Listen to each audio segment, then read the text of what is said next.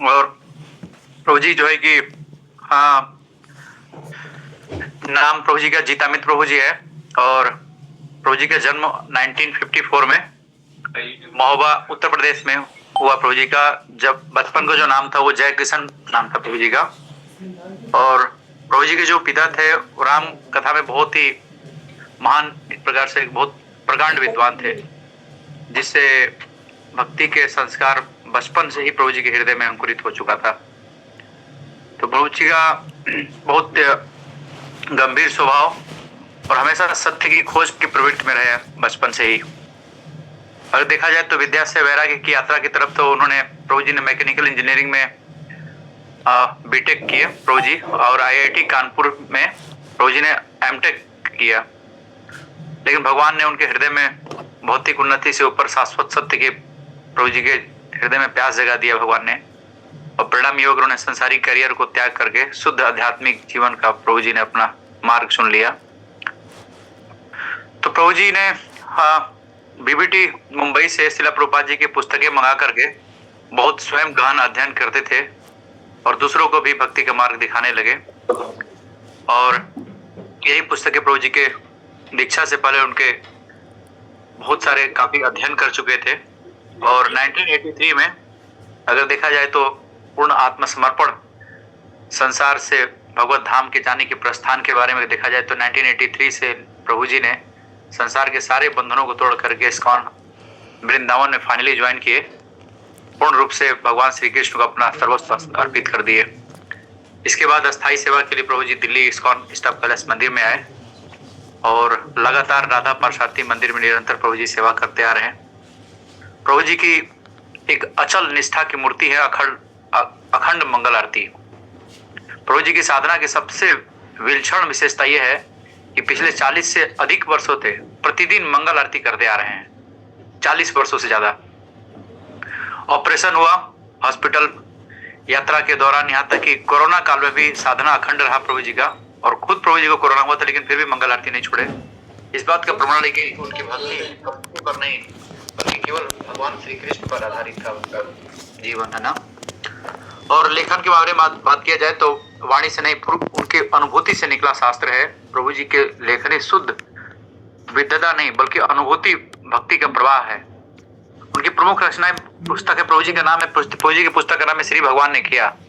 श्री भगवान ने कहा, भगवत गीता यथारूप जो प्रभुपाद जी ने जो लिखा है उसको यथारूप को 18 अध्याय जो है वो 22 पुस्तकें प्रभु जी ने लिख करके एक मिसाल कायम किया है। और महोबा में कृष्ण अवतार एक पुस्तक है ना, महोबा में कृष्ण अवतार, वो भी 2 खंडों में प्रभु जी ने लिखा है। और ये सारे ग्रंथ ये सिद्ध करते हैं कि भगवान श्री कृष्ण आज भी अपने भक्तों के जीवन में साक्षात लीला करते हैं। प्रचार के बारे में कहा जाए तो पद से नहीं बल्कि पात्रता से प्रभु जी कांग्रेगेशन प्रीचिंग, फंड रेजिंग सेवा मंदिर की, राधा पार्षार्थी मंदिर के लिए, प्रवचन की सेवा और गीता भागवतम। अब सोचिए कि गीता जो नए लोग ज्वाइन करते हैं, नए लोग भी अगर व्यास गद्दी पर और कोई कथा कर रहे हैं तो प्रभु जी सुनेंगे प्रतिदिन सुबह में भागवत। प्रतिदिन जब से प्रभु जी ने आध्यात्मिक जीवन प्रगति के तब से वो शुरू से ही भगवत गीता और श्रीमद् भागवतम क्लास अटेंड करते आ रहे हैं और खुद सुनते भी हैं, और प्रभु जी बहुत अच्छा प्रवचन भी करते हैं। तो उनका जीवन ये सिखाता है कि प्रचार मंच से नहीं चरित्र से भी होता है। और देखा जाए तो प्रभु जी जो श्रीमान जीतामित प्रभु जी का जीवन हमें सिखाता है कि ज्ञान का शिखर समर्पण में है, और तपस्या का शिखर नियमित साधना में है, और लेखन का शिखर अनुभव में है, और भक्ति का शिखर भगवान के प्रेम भक्ति। तो जो प्रभु जी प्रभुपाद के वचनों को केवल पढ़ते नहीं है बल्कि उनके जीवन में उतारते हैं अपने, और बहुत ही सच्चा प्रचारक है प्रभु जी। और हम लोग अब प्रेरणा ले सकते हैं। सबसे बड़ी बात यह है कि प्रभु जी का जो घुटने का ऑपरेशन हुआ, घुटने के ऑपरेशन के दौरान कई दिनों तक हॉस्पिटलाइज रहे, लेकिन इस शर्त पर ऑपरेशन हुआ कि प्रभु जी जो है कि मंगल आरती नहीं छोड़ेंगे। कई सारे हॉस्पिटल में बात किया गया, लेकिन गुड़गांव के एक हॉस्पिटल है तो उसका नाम मुझे भूल गया हूँ, तो हॉस्पिटल से बातचीत हुआ। उसके बाद फिर वो तैयार हो गया कि मैं आपको मंगल आरती कराऊंगा। तो स्ट्रेचर पर आते थे प्रभु जी एम्बुलेंस में, और मंगल आरती करके पूरा बोतल वोतल सब चढ़ा होता था, और उस दौरान घुटने का ऑपरेशन भी हुआ, लेकिन प्रतिदिन मंगल आरती नहीं छोड़े। जो प्रभुपा जी बोलते हैं ना कि अगर बीमार भी हो तो किसी भी तरीके से आओ मंगल आरती। तो यही मिसाल कायम कर रहे हैं प्रभु जी के जीवन में, अद्भुत क्रांति लेकर के, और हम सबके बहुत प्रेरणा स्रोत हैं। तो प्रभु जी के आज मुखारबिंद से हम लोग को सुनने के लिए मिलेगा है ना। तो आप लोग बहुत ध्यान से सुनिएगा, नोट करिएगा, और क्वेश्चन जो भी होगा प्रभु जी क्वेश्चन आंसर भी लेंगे। तो मैं तभी एक बार प्रभु जी के लिए हरे कृष्ण महामंत्र बोलेंगे। हरे कृष्णा कृष्णा कृष्णा कृष्णा हरे हरे, हरे राम राम राम हरे कृष्णा। हरे प्रभु जी आप स्टार्ट कर सकते हैं प्रभु जी। हाँ, हरे कृष्ण। आवाज़ आ रही है मेरी सबको? यस प्रभु जी बिल्कुल आ रही है। अच्छा, तो समय कम है तो राधा माधव ना करके हम थोड़ा सा Yes, प्रभु जी। ज्ञान श्लोक करते हैं, अज्ञान तिमिरांधस्य, और फिर शुरू जी, जी। करते हैं। ओम अज्ञान तिमिरांधस्य ज्ञानांजन शलाकयं चक्षुरुन्मीलितं येन तस्मै श्री गुरवे नमः। श्रीचैतन्यमनोभीष्टं स्थापितं येन भूतले स्वयं रूपः कदा मह्यं ददाति स्वपदान्तिकं। वन्देऽहं श्रीगुरो श्रीयुतपदकमलं श्रीगुरून् वैष्णवांश्च श्रीरूपं साग्रजातं सहगण रघुनाथान्वितं तं सजीवं साद्वैतं सावधूतं परिजनसहितं कृष्णचैतन्यदेवं श्रीराधा कृष्णपादान् सहगणललिता श्रीविशाखान्वितांश्च। हे कृष्णकरुणा सिन्धो दीनबन्धो जगत्पते गोपेश गोपिकान्त राधाकान्त नमोस्तुते।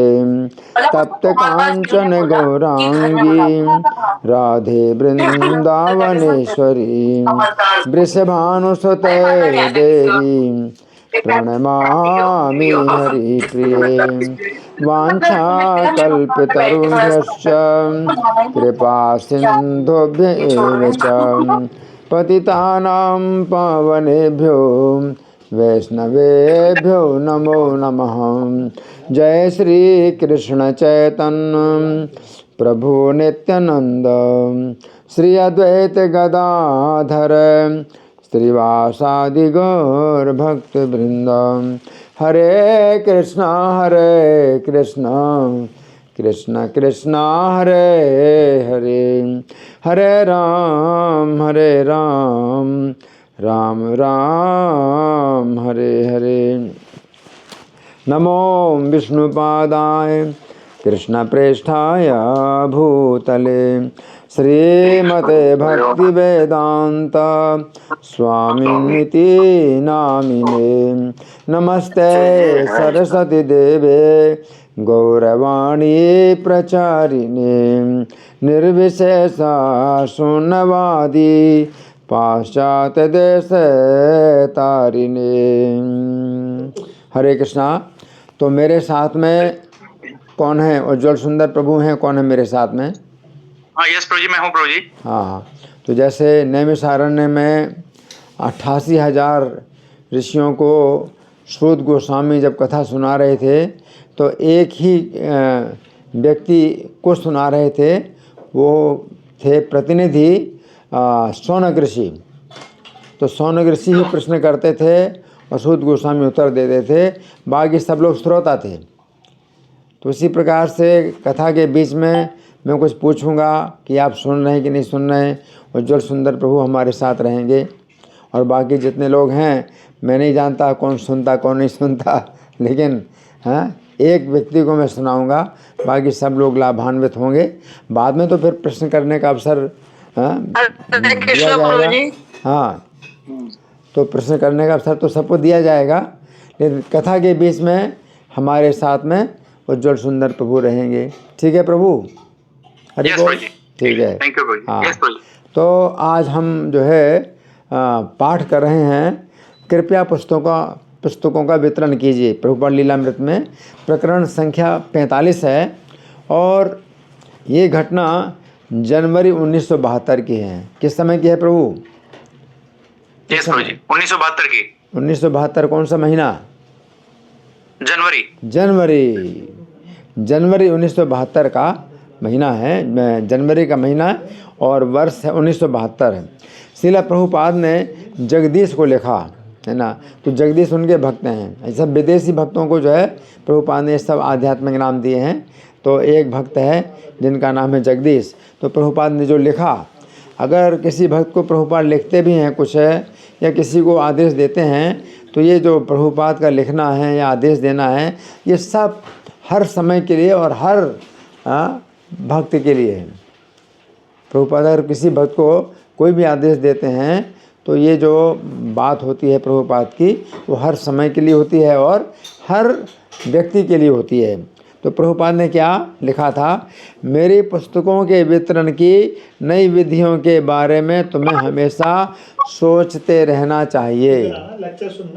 प्रभुपाद ने क्या कहा कि मेरी पुस्तकों के वितरण की नई विधियों के बारे में तुम्हें हमेशा सोचते रहना चाहिए, है ना। तो कितने मतलब तरीके हो सकते हैं विधियों के, बहुत तरीके हो सकते हैं नई विधियों के, है ना। तो यहाँ पर प्रभुपाद ने कहा, और भक्तों ने नई विधियाँ ढूंढ निकाली, नई विधियाँ ढूंढ निकाली। मतलब प्रभुपाद तो जो है जब पुस्तक वितरण करते थे तो उनके साथ में कोई नहीं होता था। दिल्ली की सड़कों में, विशेष रूप से चौड़ी बाज़ार में प्रभुपाद जो है पुस्तक वितरण करते थे और बिल्कुल अकेले थे। लेकिन अब जो है उनके साथ में बहुत से भक्त हैं और प्रभुपाद अब इस विषय में कोई भी कार्य करके नहीं दिखाते कि कैसे करना है। पुस्तक वितरण का जो कार्य है ये प्रभुपाद स्वयं करके नहीं दिखाते, बल्कि कहते हैं कि टैक्स योर ब्रेन, हैं, अपने जो है दिमाग में आप जो है अपना जो है प्रेशर डालो कि कैसे पुस्तकें वितरण किए जाएं और नई नई विधियों का जो है आविष्कार करना है पुस्तक के वितरण करने की, है ना। तो कोई भक्त जो है पुस्तकों का वितरण करता है ना, तो वो जो है कोई भी कारण बना देते हैं। जो भक्त हैं वो कोई भी कारण बना देते हैं, है ना। तो क्या कहते हैं, भाई आज हमारा जो है बहुत बड़ा त्यौहार है, कोई त्यौहार का नाम देंगे कि भाई हमारा बहुत बड़ा त्यौहार है, हम ये पुस्तकें वितरण करते हैं, आप ये ले लीजिए। तो इस तरह से पुस्तकों का वितरण करते हैं, है ना। और कोई जो है भक्त क्या बोलता है कि भाई देखो ये पुस्तक जो है मतलब हम जो वितरण कर रहे हैं तो ये जो है आपका इसमें बहुत बड़ा नाम आ जाएगा और मैं आपको किताब दे रहा हूँ और आप मुझे पैसा दे रहे हैं, और ये जो इसकी जो वीडियो रिकॉर्डिंग है ये जो है अभी बन करके जाएगी, तो बहुत बड़े लेवल में इसका जो है प्रदर्शन होगा। तो कोई व्यक्ति तैयार हो जाता है, तो भक्त जो है उन किताब दे रहा है और वो व्यक्ति भक्त को पैसा दे रहा है। इस तरह से वीडियो रिकॉर्डिंग बना दी। अब वो कहता है कि भाई ये तो तुमने वीडियो रिकॉर्डिंग बना दी, अब मेरा पैसा दो।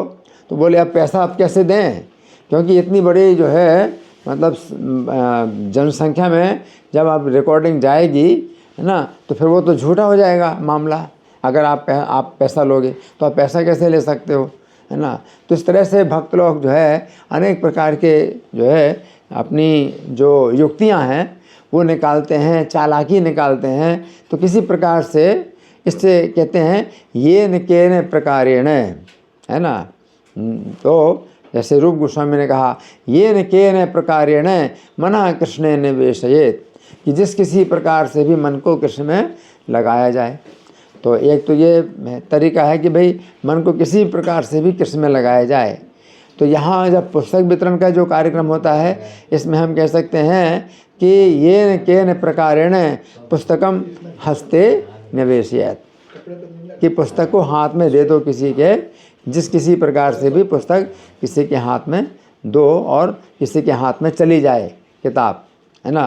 तो प्रभुपाद क्या कह रहे हैं कि नई नई विधियों के बारे में हमेशा सोचते रहना चाहिए, जिसमें कई प्रकार की युक्तियां भी होती हैं, कई प्रकार की चालाकियां भी होती हैं, और इसमें कई प्रकार से हम उनको जैसे मूर्ख बनाते हैं। तो अगर हम मूर्ख बना करके भी हम उसको किताब दे देते हैं, है ना, तो ये जो है वास्तव में उसका जो है उसका बहुत बड़ा इसमें लाभ है। उसका उसकी बहुत बड़ी रक्षा है, और हम उसको मूर्ख जो बना रहे हैं, वास्तव में हम उसको बुद्धिमान बना रहे हैं। वास्तव में उसको बुद्धिमान बना रहे हैं। तो लगता तो यह है कि हम उसको मूर्ख बना रहे हैं। उसको हमने किताब दे दी और उसने जो है किसी बात में जो है उसने मान लिया कि भाई हाँ ठीक है। वो कोई कहता है कि इसमें जो है कुछ चिकित्सा की जो है बातें होंगी तो हम लेंगे, तो कहते हैं हाँ चिकित्सा की बातें हैं इसमें, आप ले लो किताब। अब चिकित्सा, सबसे बड़ी चिकित्सा तो इसी में है, इस किताब में सबसे बड़ी चिकित्सा है। वो कौन सी चिकित्सा है? भव रोग की चिकित्सा। तो आपने झूठ नहीं बोला। अब वो व्यक्ति भय रोग को नहीं समझता है, उसको कहता है कि चिकित्सा की बातें होंगी तो मैं किताब लूँगा, तो आप कहते हैं हाँ चिकित्सा की बातें हैं। और सबसे बड़ी चिकित्सा है भव रोग, का मतलब है जन्म मरण का रोग। तो ये सबसे बड़ा रोग है। जितने भी प्रकार के रोग हैं वो इस रोग के अंदर आ जाते हैं, और इस रोग की अगर चिकित्सा हो जाए तो जितने भी रोग हैं वो सब जो है अपने आप उनकी चिकित्सा हो जाएगी। तो अगर आप कहते हैं कि हाँ भाई इसमें चिकित्सा की बातें लिखी हैं तो ये जो है आप इसको लो, तो जो है आपने झूठ नहीं बोला और आपने उसको मूर्ख बना दिया। और आपने मूर्ख बना दिया तो वो तो आपने उसको मूर्ख बनाया, लेकिन वास्तव में आपने मूर्ख बना करके उसको कितना बड़ा बुद्धिमान बना दिया कि वो भवरोग की चिकित्सा कर रहा है ना। तो इस प्रकार से भी जो है भक्त लोग किसी को मूर्ख बनाते हैं तो उसका जो है समझिए भाग्य का उदय हो गया, सौभाग्य उसका खुल गया कि आपने किसी को मूर्ख बनाया और मूर्ख बना करके भी आपने किताब दी। तो प्रभुपाद क्या कहते हैं कि मेरी पुस्तकों के वितरण की नई विधियों के बारे में तो मैं हमेशा सोचते रहना चाहिए, है ना। और प्रभुपाद और यहाँ बताया भक्तों ने नई विधियाँ ढूंढ निकाली। तो क्रय विक्रय के केंद्र जहाँ पर खरीदना और बेचने का काम होता है तो उन स्थानों में जाते हैं, है ना। तो वहाँ पर जो है क्रय विक्रय के केंद्र हैं। दूसरा है जन संकुल मार्ग। जन संकुल मार्ग क्या है? जन संकुल मार्ग मतलब रास्ते जहाँ की बहुत भीड़ है, बहुत ज़्यादा भीड़ है, ऐसे रास्ते, है ना। तो वहाँ पर जो है वो जाते हैं। और तीसरा है वाहन खड़े करने के स्थान जहाँ गाड़ियाँ खड़ी की जाती हैं, है ना। तो ये जो है तीन जो है ये नए जो है विधियाँ हैं। अब ये भक्त लोग पहले से अधिक लोगों से मिल रहे थे। तो प्रभुपाद की जो है जो भावना है, प्रभुपाद की जो इच्छा है तो भक्तों को जो है इसमें क्या हो जाता है, एक प्रकार से अति आनंद और अति उत्साह होता है। बहुत उत्साह है, आनंद उत्साह है। क्यों? कि प्रभुपाद के अंदर प्योरिटी है और प्योरिटी इज़ द फोर्स, शुद्धता ही शक्ति है। तो प्रभुपाद की जो शुद्धता है उसमें बड़ी शक्ति है।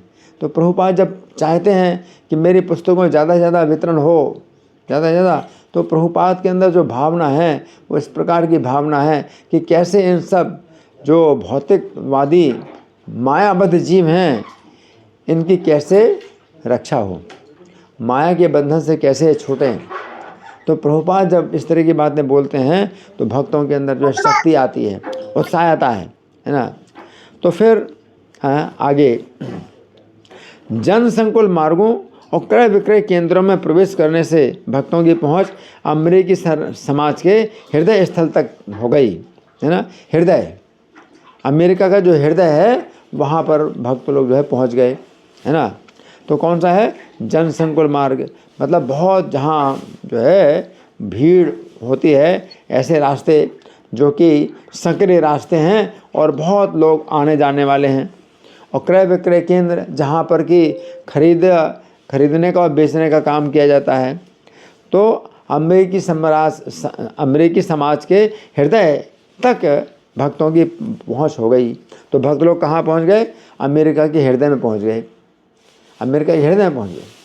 तो वास्तव में मतलब आप हृदय में अगर पहुँच जाएं, किसी व्यक्ति के हृदय में पहुँच जाएं तो हृदय परिवर्तन कर सकते हैं, है ना। तो अमेरिका के हृदय में पहुँच गए। आगे अब इनकी भेंट धर्मिष्ठों, पापिष्ठों, धनी, निर्धन, काले, सफ़ेद सभी तरह के लोगों से होने लगी, है ना।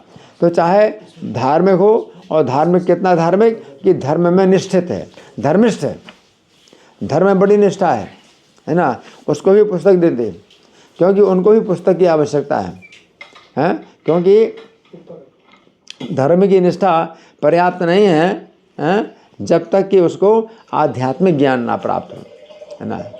तो धर्म में जो निष्ठित हैं उनको भी पुस्तकें देना। और पापिष्ठ हैं, पाप करने में निष्ठा है, और कुछ लोगों की पाप करने में निष्ठा है ना। तो पापी से भी पापी, है ना, मतलब कुछ भी इसमें अंतर नहीं देखना है कि कोई कितना धर्मात्मा है या कितना वो जो है पापिष्ठ है।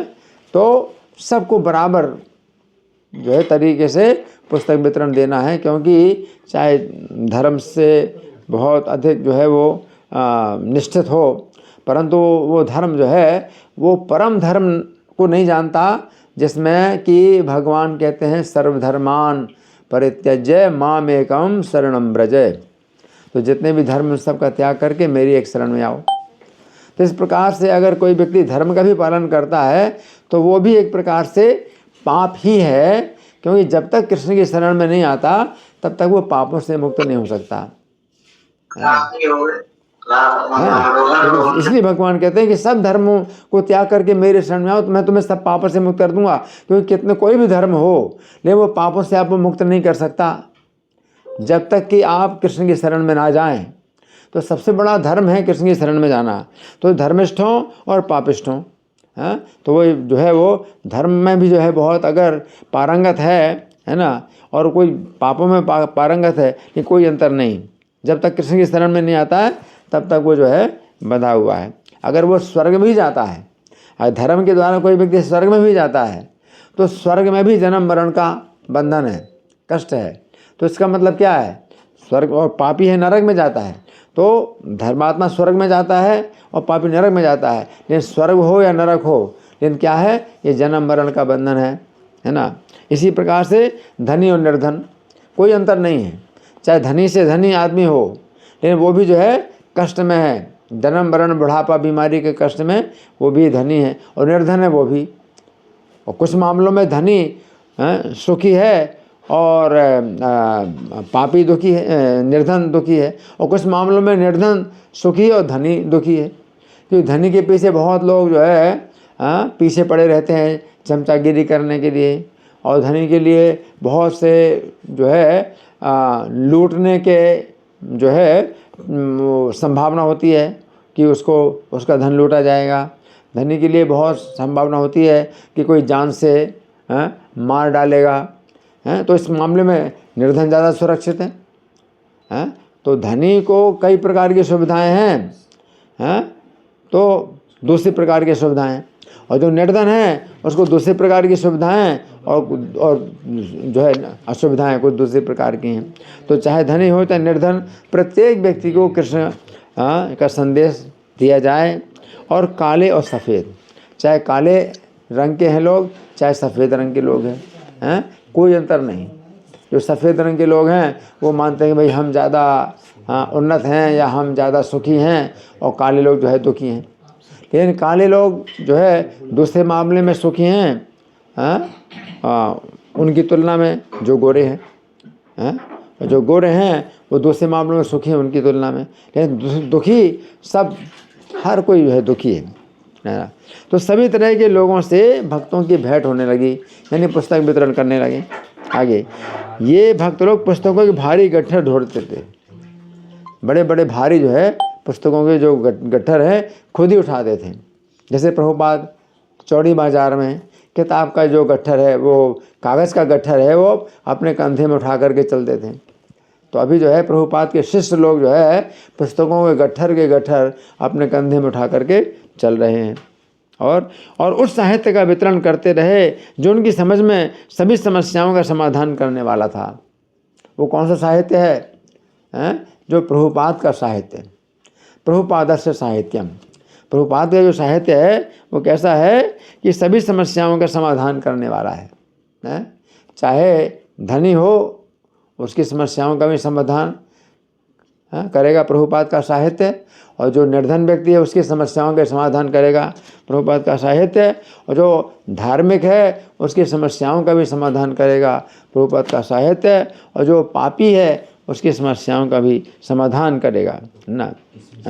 तो भक्त लोग जब पुस्तक वितरण कर रहे हैं तो प्रभुपाद ने ऐसी चेतना उनको प्रदान की, ऐसी चेतना उनको प्रदान की कि वे क्या कार्य कर रहे हैं, या बड़ा भारी राहत का कार्य कर रहे हैं।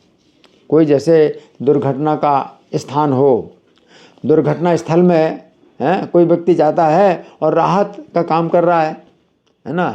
तो ये पुस्तकों का वितरण भी एक प्रकार से कैसा है, ये राहत का कार्य है। सब प्रत्येक व्यक्ति दुर्घटनाग्रस्त है, जन्म मरण बुढ़ापा बीमारी 4 प्रकार की दुर्घटनाओं से हर व्यक्ति ग्रस्त है, और इन जो है दुर्घटनाग्रस्त लोगों के बीच में पुस्तक का जो वितरण करना है, ये जो है क्या है, राहत कार्य है, राहत का कार्य है।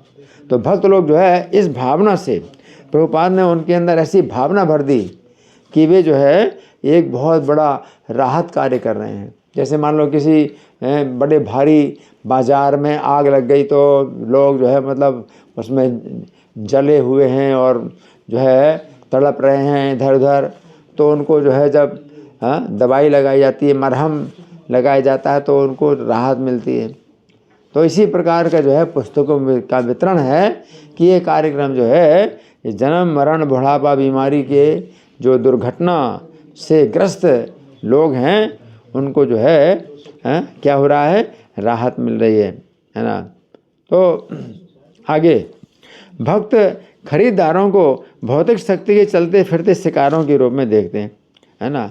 दूसरा शिकार, मतलब भक्तों को एक तो यह है कि भाई राहत कार्य कर रहे हैं, दूसरा एक शिकार भी, शिकारी होता है तो शिकारी क्या देखता है कि किसी पशु को जो है वो जो है मारता है, घायल करता है देख करके कि वो असावधान है, तो मारना घायल करना, तो ये भी एक प्रकार का कार्य है।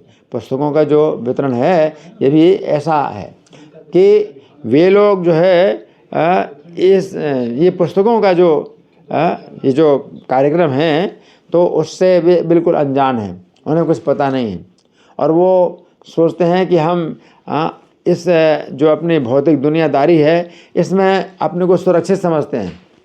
तो पुस्तकों का जो वितरण करना है वो एक प्रकार की गोली मारना है, उनको क्या करना है, घायल करना है, घायल करना है। तो क्या मतलब हुआ, घायल करने का मतलब है कि वे जो मृत्यु के मार्ग में बहुत तेज़ी से आगे बढ़ते जा रहे हैं, दौड़ते जा रहे हैं, और पुस्तक दे करके आपने उसको घायल कर दिया। तो घायल कर दिया तो इसका क्या मतलब हुआ कि वो मृत्यु के मार्ग में जो है अब आगे ना बढ़े, घायल कर दिया। तो देखने में लगता है कि आपने घायल किया उसको, लेकिन वास्तव में आपने उसकी रक्षा की है, क्योंकि वो मृत्यु के मार्ग में जा रहा है ना। अप्राप्य माम निवर्तन्ते मृत्यु संसार वर्तमनि, अगर आप पुस्तक देते हैं तो वो मृत्यु के मार्ग से जाने से जो है वो घायल हो जाता है, अब मृत्यु के मार्ग में नहीं जाएगा है, और वो पुस्तक प्राप्त कर लेता है, पुस्तक प्राप्त हो जाती है। तो एक प्रकार से गोली मारना।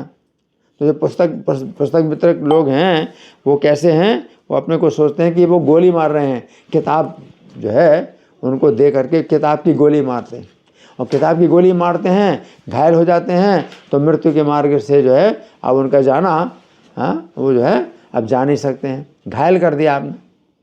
तो ये घायल करने का है।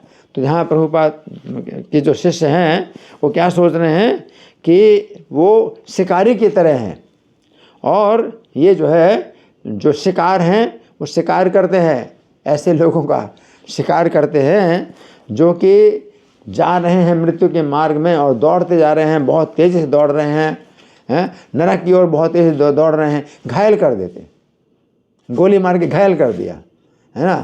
तो अब वो नहीं जा पाएगा आगे चल करके। लोगों को केवल इंद्रिय और मानसिक सुख के निमित्त जीते देखते हैं, इंद्रियों का सुख और मन का सुख है ना। एक तो इंद्रियों के धरातल पर सुख होता है, दूसरा मन के धरातल पर सुख होता है। तो इंद्रियों के धरातल पर जो सुख होता है वो कैसा होता है, जो प्रारंभ में विष की तरह है, नहीं, प्रारंभ में अमृत की तरह है और परिणाम में विष की तरह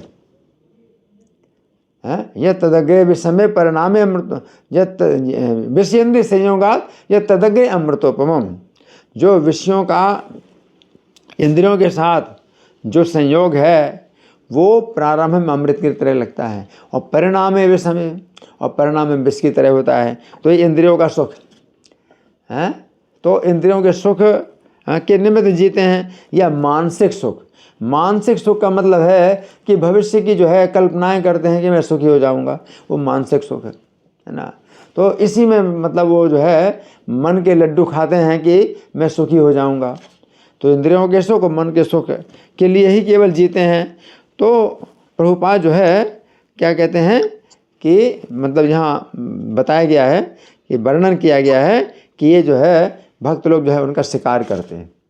तो उनका शिकार करते हैं, इसका मतलब यही है कि वे जो है उस गलत दिशा में जो जा रहे हैं उनको घायल करते हैं कि वो उनका जो है आगे बढ़ना रोकते हैं। जिनकी दारुण मृत्यु अवश्य संभावी है, क्योंकि मृत्यु के समय ये बड़ा भारी कष्ट भोगते हैं लोग। जो है जब इस प्रकार का जीवन जीते हैं जो रजोगुण तमोगुण का जीवन होता है, तो इसमें कैसी होती है मृत्यु? बड़ी दारुण मृत्यु होती है। जो भक्त लोग जो है जो भक्ति में लगे रहते हैं और भक्ति की तपस्या में लगे रहते हैं, तो उनको मृत्यु में के समय बहुत सुख मिलता है, बहुत सुख मिलता है। और जो लोग इंद्रिय तृप्ति और मानसिक कल्पना के आधार पर जो है अपना पूरा जीवन बिताते हैं, तो उनको मृत्यु के समय बड़ा कष्ट मिलता है। तो दारुण मृत्यु कैसी होती? बड़ी दारुण मृत्यु होती है। दारुण मृत्यु का मतलब है यमदूत उनको दिखाई पड़ते हैं, यमदूतों का दर्शन होता है, और वे यमदूत जो है इतने भयानक होते हैं कि उनको देख करके ही पेशाब छूट जाता है। जो पापी लोग होते हैं तो मूत्र का त्याग कर देते हैं, मल का त्याग कर देते हैं, और वे जो यमदूत होते हैं वो गले को जो है अपने पासों से बांध करके और उसके सूक्ष्म शरीर को खींच करके निकालते हैं। तो असीमित कष्ट प्राप्त होता है। तो दारुण मृत्यु। तो ऐसे जो है लोग जो दारुण मृत्यु की ओर, भयानक मृत्यु की ओर जा रहे हैं, भक्त लोग क्या करते हैं? उनको घायल कर देते हैं, घायल करते हैं। आगे, कोई भी गंभीर भक्त गीता के आधार पर दार्शनिक दृष्टि से भौतिकतावादियों की दुर्गति का वर्णन कर सकता था। तो कोई भी गंभीर भक्त है, इसलिए पुस्तक वितरण जो भक्त करते हैं तो उन्होंने पुस्तकें पढ़ी हैं। जो मैराथन होता है, बुक मैराथन, पुस्तक वितरण मैराथन जो होता है, तो ये उनके लिए होता है जो कि साल भर में पुस्तकों का अध्ययन करते हैं, क्लास में बैठते हैं और सिद्धांत को जो है हृदयंगम करते हैं। तो वे जो पुस्तक वितरण करते हैं तो वो उनकी सही दृष्टि होती है। उनके पास वो दृष्टि होती है कि जिस दृष्टि के द्वारा वे देखते हैं कि किस प्रकार से लोगों की जो है पुस्तकों के द्वारा रक्षा होती है। आगे, किंतु अब तो वे प्रत्यक्ष रूप से उनकी दुर्गति देख रहे थे और प्रभुपाद की कृपा से वे दिग्भ्रमित आत्माओं को उनके दिव्य ज्ञान की आवश्यकता के अभाव से उबारने के लिए घोर प्रयत्न कर रहे थे, है ना। तो ये प्रभुपाद की कृपा है। पुस्तक के रूप में क्या है? प्रभुपाद की कृपा है। तो पुस्तकों में प्रभुपाद की कृपा है और दिग्भ्रमित आत्माओं को दिव्य ज्ञान की आवश्यकता है, क्योंकि ये दिग्भ्रमित हैं। दिग्भ्रमित का मतलब है जिनको दिशा का भ्रम हो गया है। जैसे मान लीजिए आप घोर जंगल में हैं, आप घोर जंगल में हैं तो आप कोई दिशा ही नहीं जानते हैं, और कौन सी दिशा से आप जाएंगे जहाँ से आपको सही रास्ता मिल जाए आपको पता ही नहीं। अगर घोर जंगल में आप पड़ जाएं, है ना, तो कौन सी दिशा, उसे कहते हैं दिग्भ्रमित। तो भौतिकतावादी जो समाज है इसमें जो लोग हैं वो दिग्भ्रमित हैं और उनको दिव्य ज्ञान की आवश्यकता है। दिव्य ज्ञान का मतलब है कि जिसमें कि सही दिशा हमें प्राप्त होती है कि मुझे इस दिशा में जाना है। जो घोर जंगल में ज़रूरत है आपको दिव्य ज्ञान की, है ना। तो दिव्य ज्ञान की आवश्यकता के अभाव से और बांटने के लिए घोर प्रयत्न कर रहे थे। तो भक्त लोग जो है इस चेतना में पुस्तक वितरण कर रहे हैं। तो वैसे तो क्या है, आपकी अगर ऐसी चेतना ना भी हो, आपकी चेतना अगर ऐसी ही हो कि आप पुस्तक वितरण कर रहे हैं जिससे आपका स्कोर बढ़ जाए, आपका स्कोर बोला जाता है मंगल आरती में, आपके नाम पर जो है बोला जाता है कि आपने इतनी किताबों का वितरण किया, और आप इस प्रकार की चेतना में ही अगर आप पुस्तक वितरण कर रहे हैं तो भी गलत नहीं है, तो भी गलत नहीं है। क्यों? क्योंकि किसी भी प्रकार की चेतना से, लेकिन पुस्तक वितरण अपने आप में क्या होता है, ये इतना बड़ा कार्य है कि आप अंदाज़ा नहीं लगा सकते। जो दिव्य ज्ञान गीता का जो संदेश है, भगवान का संदेश है, आपने उसको दे दिया। चाहे आप नहीं समझते, अगर आप नहीं भी समझते तो भी आपने उसको जो दिव्य ज्ञान का संदेश दिया, तो वो जो है उसको आपने दिव्य ज्ञान का संदेश दे दिया, अगर आप ना भी समझें, है ना।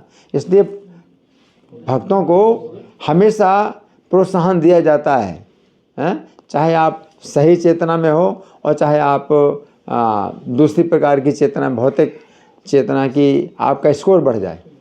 अपना स्कोर बनाने के लिए अगर आप पुस्तक वितरण कर रहे हैं तो अभी जो है ये कार्य अपने आप में इतना शक्तिशाली है, इतना दिव्य है कि ये आपकी चेतना को शुद्ध करेगा, कि आपके हाथ से किसी जो है बद्ध जीव को भगवान का संदेश मिल गया और वो जब पढ़ता है उसको, तो वो आपका जो है इसमें आपका जो हाथ है ये पवित्र हो गया, आपने पुस्तक दी, है ना। तो यहाँ पर बताया गया है, तब नगर नगर घूमकर पुस्तकों के बेचने की विधि की खोज हुई। मतलब ये खोजा उन्होंने क्या, कि नगर नगर घूमना है और पुस्तकों को बेचना है। यहाँ पर नगर नगर का मतलब वो भी है कि मोहल्ला मोहल्ला या एरिया से दूसरे एरिया में जाना है, और इस प्रकार से ये विधि को खोजा। आगे, लॉस एंजलिस के कुछ ब्रह्मचारियों को लगा कि मंदिर में बैठे रहकर वे उस समय को नष्ट कर रहे थे, है ना। लॉस एंजलिस का जो मंदिर था तो बहुत बड़ा मंदिर और बहुत ब्रह्मचारी वहाँ रहते थे, तो उनको क्या लगा कि मंदिर में बैठे रहकर उस समय को नष्ट कर रहे थे, जिसका सदुपयोग पुस्तकों के वितरण में हो सकता था, है ना। कि अगर वो बाहर जाएं, ब्रह्मचारी लोग सोचते हैं कि मंदिर में बैठ कर के हम जो है यहाँ अगर बैठे हैं, यहाँ मंदिर में बैठे का मतलब ये है कि लॉस एंजल्स का बड़ा मंदिर यद्यपि था तो अभी जनरल पब्लिक वहाँ नहीं आती थी। जैसे हमारा मंदिर है यहाँ जो है, इस समय भारत में जो मंदिर बड़े बड़े मंदिर हैं तो उसमें पब्लिक आती है, तो आप मंदिर से बाहर जाते हैं और पुस्तकों का वितरण करते हैं, तो वो भी अपना जो है बहुत बड़ा कार्य है। लेकिन मंदिर में भी रह करके अगर दर्शनार्थियों को आप भगवान का संदेश दे रहे हैं, क्योंकि मंदिर में भी आ रहे हैं, तो वो जो समय, उस समय जहाँ जो लॉस एंजलिस के बड़े बड़े मंदिरों में भी क्या है कि पब्लिक नहीं आती, क्योंकि भारत में एक अलग ही माहौल बना हुआ है। एक बहुत बड़ा मंदिर आपने बना दिया तो उसमें क्या होगा कि पब्लिक बहुत आती है ना। तो इसलिए मंदिर में भी अगर कोई भक्त रहते हैं तो उनका भी जो है मतलब बहुत बड़ी सेवा है मंदिर में रहने की। लेकिन जिस समय प्रभुपाद ने मंदिर खोले थे लॉस एंजलिस में, तो वहाँ मंदिर में जो है लोग नहीं आते, तो बाहर निकलने में ही मतलब क्या है कि सेवा होती है कि लोगों को आप संदेश दे सकते हैं, है ना। तो उन ब्रह्मचारियों को लगा कि मंदिर में बैठे रहकर वे उस समय को नष्ट कर रहे थे, कि समय नष्ट हो रहा है, कि हम पब्लिक को जो है कुछ लाभ नहीं पहुंचा रहे, और समय का सदुपयोग होता पुस्तकों के वितरण में होता, कि मतलब मंदिर से बाहर जाएं तो पुस्तकों की बिक्री होगी, है ना। लेकिन इस समय आप ये मत सोचिए कि आप मंदिर के अंदर ही, मतलब मंदिर के बाहर ही हमेशा निकलना है, सब भक्तों को मंदिर से बाहर निकलना है। तो यहाँ तो उस समय की बात है कि जब मंदिर में लोग आते ही नहीं थे दर्शन करने के लिए, तो मंदिर में ताला भी लगा करके सब भक्त जो है बाहर निकल जाए तो भी मतलब ठीक है। लेकिन इस समय क्या है, आप क्या सोचते हैं कि मंदिर में ताला लगा दिया जाए? नहीं। हाँ, उज्जवल सुंदर प्रभु अभी क्या विचार है, मंदिर में ताला लगा के सब भक्त लोग बाहर जाएं या मंदिर खुला रहे? अभी दोनों हो जाए अच्छा रहेगा। हाँ, क्योंकि मंदिर खुला है तो मंदिर में लोग आते हैं। लेकिन लॉस एंजलिस का जो मंदिर था, हालांकि बड़ा मंदिर था, लेकिन तो अभी लोग मंदिर में नहीं आते, है ना। इसलिए मंदिर के बाहर ही, मतलब जितने ब्रह्मचारी सब मंदिर के बाहर जाएं तो उनको ऐसा लगता था कि मंदिर के बाहर ही जाएं सब लोग, हैं। अतः उन्होंने एक गाड़ी में कृष्ण पुस्तकें लाद लीं और ऐसे क्षेत्रों में गए जहाँ भी एक सप्ताह रह सकते थे, एक सप्ताह तक रह सकते। मतलब अपनी गाड़ी में सब राशन वगैरह सब इतना रख लिया कि एक सप्ताह तक जो है वो बाहर रह सकते हैं और सादा जीवन बिताते हुए पुस्तकों के वितरण में जितना चाहे समय लगा सकते थे। तो ऐसी भी योजनाएं बनाई, है ना। आगे, इस चलते फिरते संकीर्तन से पुस्तकों की बिक्री में एक और महत्वपूर्ण बढ़ आई, है ना।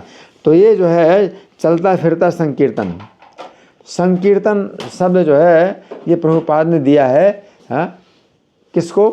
एक तो संकीर्तन होता है जो चैतन्य महाप्रभु ने संकीर्तन आंदोलन फैलाया। तो चैतन्य महाप्रभु के समय में पुस्तकों की छपाई की टेक्नोलॉजी नहीं थी, पुस्तकों की छपाई की टेक्नोलॉजी नहीं थी। तो इसलिए संकीर्तन केवल वही होता था, भक्त लोग मिल करके और ऊंची आवाज़ में कीर्तन करें और सड़कों में और जो है खुले आकाश में जो है संकीर्तन करें।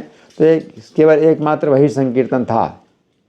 लेकिन जिस समय पुस्तकों की छपाई की टेक्नोलॉजी आ गई तो भक्तिविनोद ठाकुर ने फिर जो है संकीर्तन, एक दूसरे प्रकार का भी संकीर्तन शुरू किया।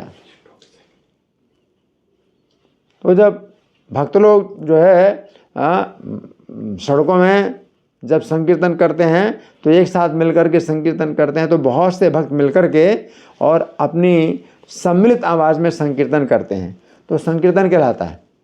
परंतु पुस्तक वितरण इतना शक्तिशाली है, अकेला भक्त भी जो है अगर पुस्तक वितरण करता है तो वो संकीर्तन कर रहा है। वो संकीर्तन जो चैतन्य महाप्रभु का है उसमें भक्तों की बहुत संख्या की आवश्यकता है। लेकिन ये संकीर्तन इतना शक्तिशाली है, एक भक्त भी अपने थैले में किताबें भर करके और अगर पुस्तकें बांट रहा है तो ये संकीर्तन कहलाता है। क्योंकि पुस्तकों को बांटना, है ना, इसमें क्या है कि भगवान का संदेश वो स्थायी रूप से उसको प्राप्त हो जाता है, उसके हाथ में आ जाता है और उसके पास रहेगा, उसके घर में रहेगा। और उस संकीर्तन में जो है क्या है कि कितने लोगों के हाथ में पुस्तक जाएगी और कब तक जाएगी, और कोई पढ़ेगा, कोई दूसरा उसको पढ़ाएगा। तो इस तरह से वो पुस्तक के रूप में कितने जो है लोग पवित्र होंगे।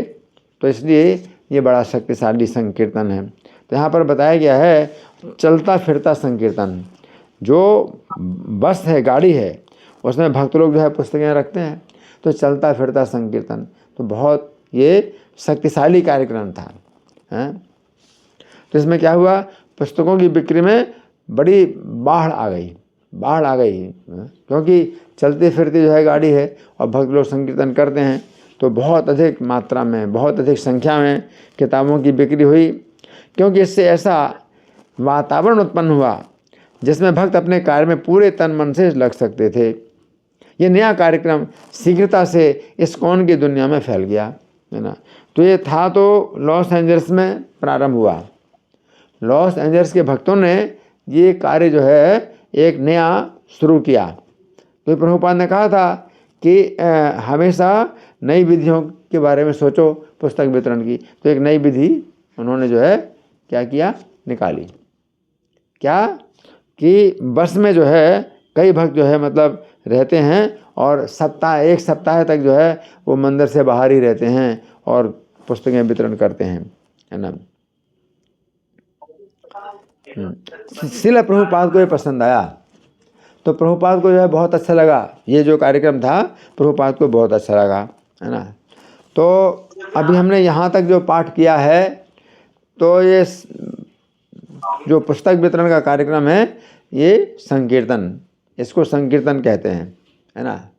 तो कोई भी भक्त अगर पुस्तक वितरण करता है तो वो कहलाता है संकीर्तन डिवोटी, संकीर्तन भक्त, है ना। तो हम लोग रोज़ प्रार्थना करते हैं मंदिर में, तो मैं हमेशा माइक पर प्रार्थना करता हूँ, है ना। तो संकीर्तन भक्तों की संख्या में वृद्धि हो, हम लोग जो है प्रार्थना करते हैं, संकीर्तन भक्तों की संख्या में वृद्धि हो। तो संकीर्तन भक्त का मतलब क्या है? जो पुस्तक वितरण करने वाले भक्त हैं, है ना, तो उनकी संख्या में वृद्धि हो, तो ये हम लोग प्रार्थना करते हैं। तो ये जो है इसमें बहुत वर्णन है। ये जो पुस्तक है प्रभुपाद लीलामृत, इसमें बहुत वर्णन है। और वो जो प्रकरण 45 है तो उसमें भी मैंने 20 से शुरू किया है, 1972 से, है ना। तो इसमें तो 71 की भी घटना है, 70 की भी। तो जुलाई 70 से शुरू करके और ये जो है मतलब आगे बढ़ता जा रहा है। तो मैंने जनवरी 1972 का जो है जो प्रकरण है उसका कुछ हिस्सा पढ़ के सुनाया आपको, है ना। तो अब हमारे पास कितना समय है, तो आपका क्या विचार है, प्रश्नोत्तर किया जाए? बोलो उज्जवल सुंदर प्रभु। यस प्रभु जी, यस प्रभु जी, प्रश्नोत्तर। ये प्रभु जी प्रभुपाद लीलामृत कौन से चैप्टर नंबर है ये प्रकरण है 45, प्रभुपाद लीलामृत का ये द्वितीय भाग है।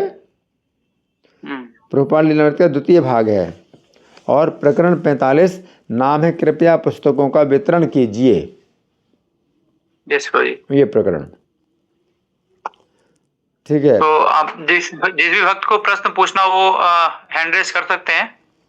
और प्रभु जी मेरा प्रश्न ये है कि जैसे हम लोग 1 to 1 पुस्तक वितरण कर रहे हैं, लेकिन बल्क में कैसे डिस्ट्रीब्यूट करें जिससे ज्यादा से ज्यादा लोगों तक पहुंचे? क्योंकि 1 to 1 में मतलब मुरादाबाद में तो 15 लाख की जनसंख्या है, तो 1 to 1 तो बहुत कम, मतलब बहुत साल लग जाएगा। तो इसे बल्क में डिस्ट्रीब्यूट हो कैसे इसको करे जाए और कैसे स्पॉन्सर करवाया जाए, कैसे लोगों को बताया जाए? तो प्रभु जी आपका अनुभव थोड़ा शेयर करेंगे तो काफी अच्छा प्रश्न मिलेगा है। इससे।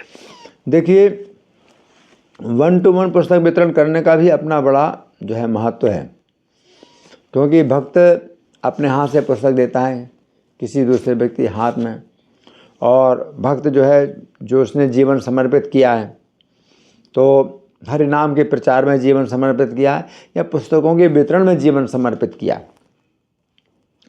तो उसका दर्शन मिलता है, उसके हाथ का स्पर्श मिलता है। भक्त जो है उनको हाथ में देता है पुस्तक, तो ये एक बहुत बड़ा संस्कार, किसी व्यक्ति को बहुत बड़ा संस्कार मिलता है कि उसकी आँखों में जो है भक्त का दर्शन होता है और भक्त के हाथ से उसने अपने हाथ में वो किताब ली है, तो भगवान का संदेश लिया। तो ये अपने आप में बहुत बड़ी जो है घटना है, उसके जीवन का बहुत बड़ा मोड़ है। तो ये जो है अपने आप में बहुत ही शक्तिशाली कार्य है कि आपने एक व्यक्ति को जो है क्या किया है, उसके जीवन में आपने जो है अपना हाथ दे दिया है और अपने हाथ से उसके जीवन में बहुत बड़ा आपने मोड़ दिया है। तो ये अपने आप में बहुत शक्तिशाली है। और साथ साथ दूसरा जो कार्यक्रम है ये भी अपनी जगह पर बहुत महत्वपूर्ण है कि आपने किसी एक व्यक्ति से बात की और उसने जो है सैकड़ों किताबें ले ली या जो है हज़ारों किताबें ले ली, और इस तरह से आपने इन पुस्तकों का आपने वितरण किया, तो इसका अपना भी महत्व है। तो दोनों कार्य बड़े महत्वपूर्ण हैं। जो भक्त लोग होते हैं, तो जो संकीर्तन भक्त होते हैं सड़कों में, तो उनको भी प्रोत्साहन मिलना चाहिए कि वो 1 to 1 किताब दें। लेकिन साथ साथ दूसरे भक्त हैं जिनके पास और बुद्धि है, तेज बुद्धि है, तो वो एक धनी व्यक्ति को पकड़ लेते हैं और वो कहता है कि भाई अपना जो है आप नए साल का गिफ्ट है, आप इस नए साल के गिफ्ट के रूप में आप किताबें लो और किताबों का वितरण करो। या और भी शादी का समय है, तो शादी में ही जो है इस किताब का बड़ा अच्छा जो है आप वो पैकेज बना सकते हैं और उसको जो है बाँटें।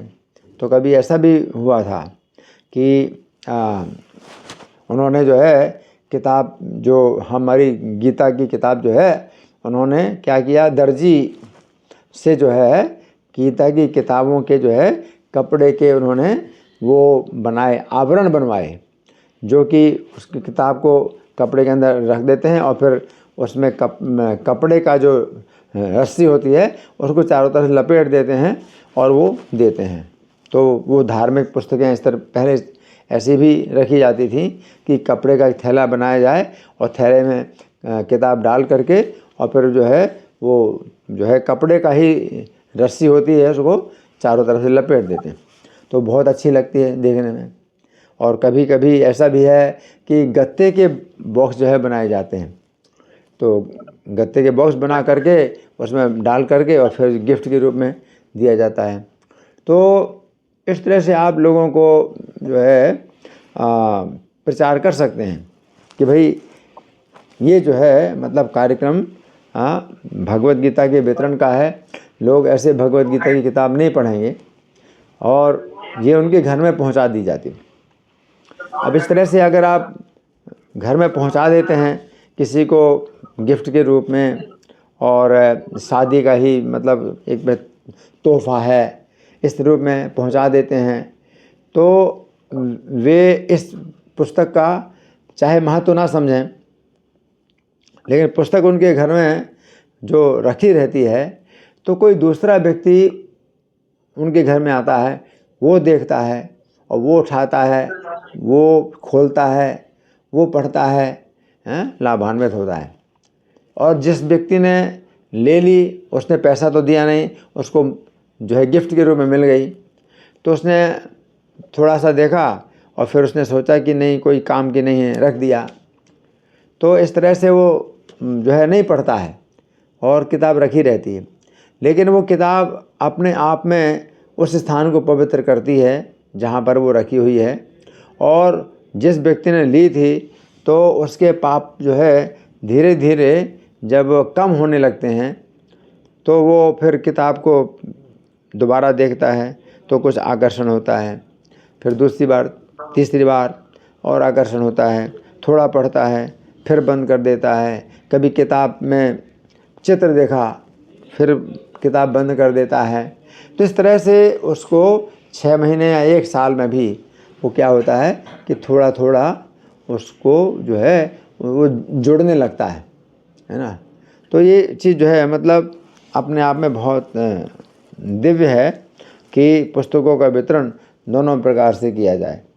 तो आप लोग जो है नए साल के गिफ्ट के रूप में कर सकते हैं। और प्रभुपाद के समय में चूँकि अमेरिका में जो भक्त लोग थे तो 25 दिसंबर का जो क्रिसमस मैराथन था तो उसका उन्होंने बहुत बड़ा लाभ उठाया। वो तो मैंने पढ़ा नहीं, आगे चल करके वो आता है कि 25 दिसंबर का जो क्रिसमस मैराथन है उसमें लोगों की बड़ी मांग बढ़ जाती है और वो कोई भी किताब या कोई भी चीज़ जो देखते हैं कि अच्छी दिखाई देती है, देखने में अच्छी दिखाई देती है, तो वो गिफ्ट मान करके वो खरीदते हैं और किसी को भी देते हैं तो गिफ्ट के रूप में देते हैं, कुछ अच्छा दिखाई पड़े। और प्रभुपाद की किताबें हैं तो बड़े अच्छे रंगीन उसके जो है कवर होते हैं और चित्र बहुत सुंदर होते हैं, तो लोगों को जो है बड़ा उसमें आकर्षण लगता है। तो उन्हें इससे कोई मतलब नहीं है कि किताब के अंदर क्या लिखा क्या नहीं लिखा। अगर वो अच्छी दिखाई पड़ती है तो गिफ्ट का जो है वो रूप में जो है वो किसी को भी वो देते हैं किताब। तो इस तरह से भक्तों ने जो है सबसे पहले बहुत बड़ा जो ये तरीका निकाला वो क्रिसमस मैराथन। तो फिर इसलिए इसका नाम पड़ा क्रिसमस मैराथन। क्रिसमस मैराथन यानी 25 दिसंबर एक दिन का जो है ये मैराथन होता था और उसके लिए कई दिनों से तैयारी करते थे। लेकिन फिर उन्होंने देखा, भक्तों ने देखा कि एक दिन पहले से ही किताबों की बिक्री बढ़ जाती है और एक दिन बाद भी, तो 3 दिन का फिर मैराथन उन्होंने क्रिसमस मैराथन नाम दिया। 3 दिन का, 25 तारीख एक दिन पहले और 25 तारीख एक दिन बाद। इसके बाद फिर उन्होंने देखा कि भाई और बिक्री होती है काफ़ी, तो पूरा महीना दिसंबर का महीना वो मैराथन करने लगे। तो अब वो क्रिसमस मैराथन की जगह उन्होंने नाम दे दी दिसंबर मैराथन, पूरा दिसंबर का महीना ही मैराथन है। तो इस तरह से उन्होंने जो है मतलब जो तरीके जब ढूंढे तो गिफ्ट के रूप में लोग जो है किसी को देते हैं, तो वहाँ पर इस तरह से है। तो आप लोग जो है लोगों से बात कर सकते हैं, तो उनको आध्यात्मिकता के रूप में भी आप उनको बता सकते हैं कि ये आध्यात्मिक ग्रंथ है और ये भगवत गीता विशेष रूप से, ये लोग कहते हैं कि हमारे घर में गीता है, तो आपके पास उत्तर होना चाहिए कि आपके घर में गीता तो ज़रूर है, लेकिन भगवत गीता यथारूप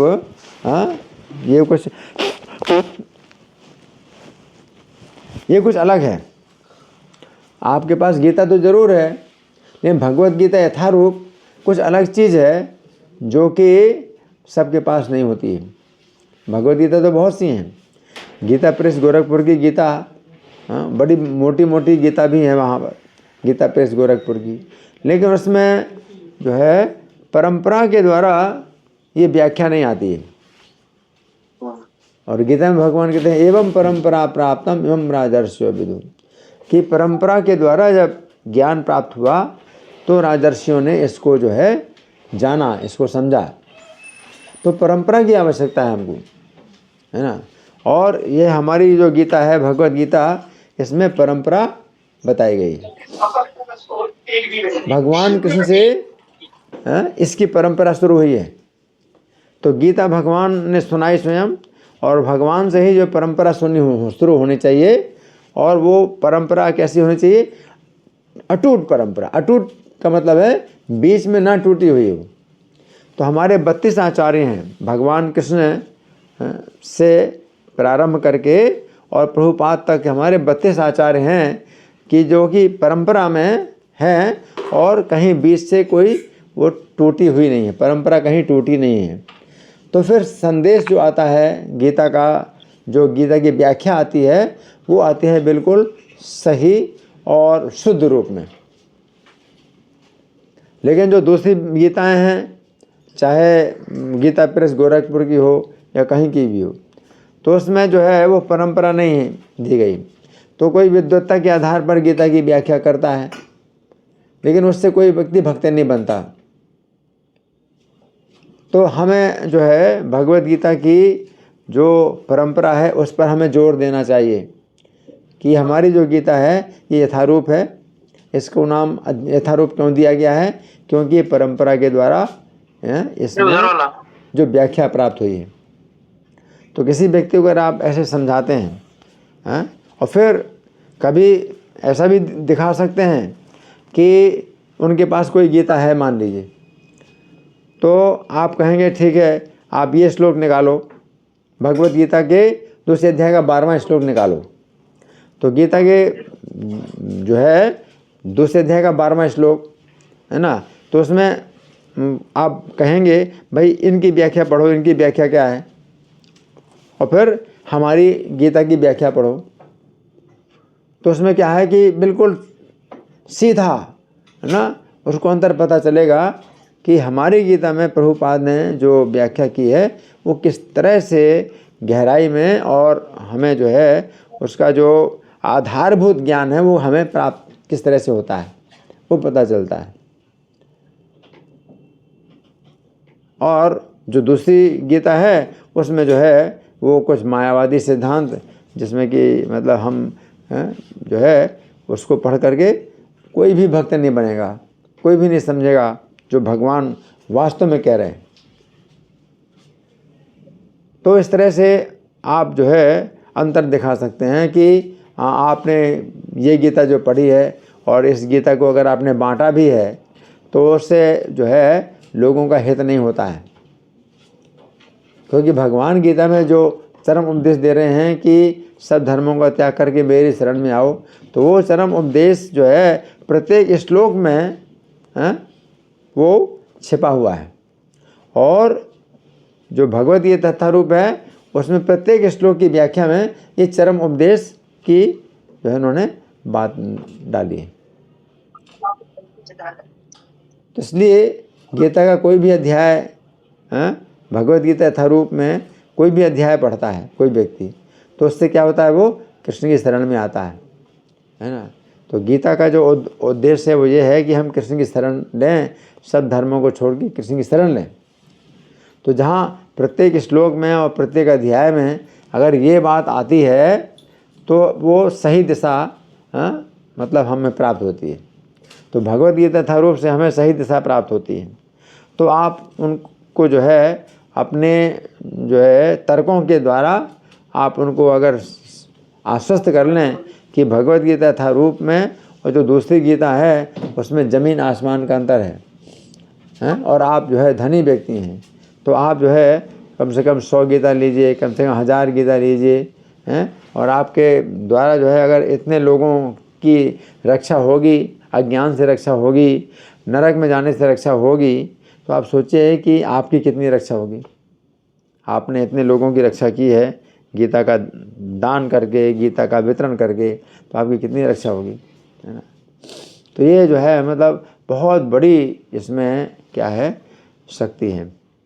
भगवद गीता ये जो है हमारी जो भगवद गीता यथारूप है, तो इसमें जो है जीवात्मा का तत्व बतलाया गया है कि वो कृष्ण का नित्य दास है।